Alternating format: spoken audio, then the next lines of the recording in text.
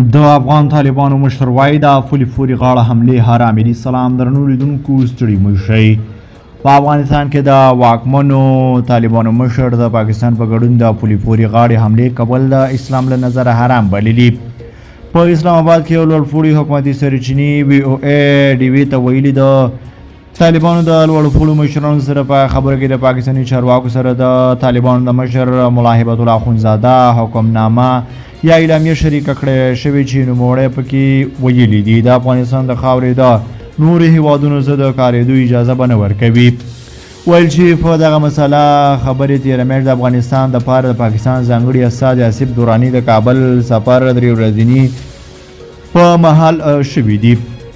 دراني په کابل کې د طالبان د بهرنیو چارو وزیر امیر خان متقي او کورنیو چارو وزیر سراج الدین حقانی سره لیدلي وو. پاکستاني استازي د کابل سفر په داسې حال کې کړی وو چې پاکستان کې د ناامنۍ پیښې سیوا شوي، په امنیتي ځواکونو او عامه خلکو حملې زیات شوي او تحریک طالبان پاکستان TTP د زیاتو بریدونو ذمهواري منلې وي. پاکستاني چارواکو چې نوم د نه څرګندولو په شرط خبرې کولې وویل طالبان سره د دراني په لیدلو کې د تحریک طالبان پاکستان په افغانستان کې د موجودګۍ په حواله خبرې اترې شوې وي. چارواکي د لیدونو کوربه طالب مشرانو له قوله ویلي شیخ هیبت الله اخونزاده هغه ټولې ډلې پابندي کړي چې اطاعت یې کوي. دوی ته یې حکم کړی په پاکستان کې حملې کول حرام دي. د چارواکي په وینا پاکستاني پلاوي په واکمنو طالبانو ټینګار کړی د TTP او د هغوی د پلویانو افغانانو د دواړو هیوادونو د اړیکو خرابولو څخه ودرولو حکمنامه دې عامه کړي او طالب چارواکو ورته په ځواب کې ویلي د خپلو خلکو امنیتي او استخباراتي چارواکو په منځ کې دغه حکم خوره کړی دی. په افغانستان کې واکمنو طالبان د پاکستاني چارواکو د دعوو په اړه څه نه دي ویلي. د طالبان د کنټرول لاندې افغانستان ملي ټلویزیون د شنبې په ورځ د طالبانو دفاع وزیر ملايعقوب مجاهد غږيز پیغام خپور کړ.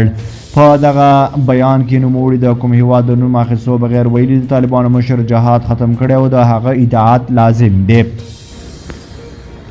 هغه ویلي که څوک د افغانستان نه بهر د جهاد په نیت ځي دا به نور جهاد نه ګڼل کیږي او که مجاهدین د امیر له طرف د منع کولو باوجود جنګیږي دا به جهاد نه بلکې دښمني وي.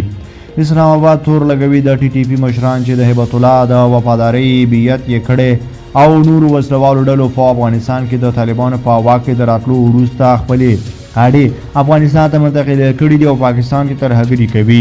خو په افغانستان کې واکمنو طالبانو تل د پاکستان دغه تورونه رد کړي دي او بې اساسې بللي. په 13 جولای د افغانستان سره په پوله باجوړ کې د یوې سیاسي غونډې په مهال ځانمرګي برید شوی او چې 3 شپېته پورې کسان پکې وژل شوي وو. داعش د برید ذمهواري منلې وه.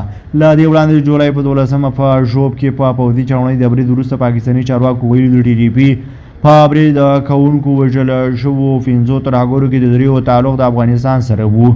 په یاد برید کې 9 پاکستاني پوځیان وژل شوي وو.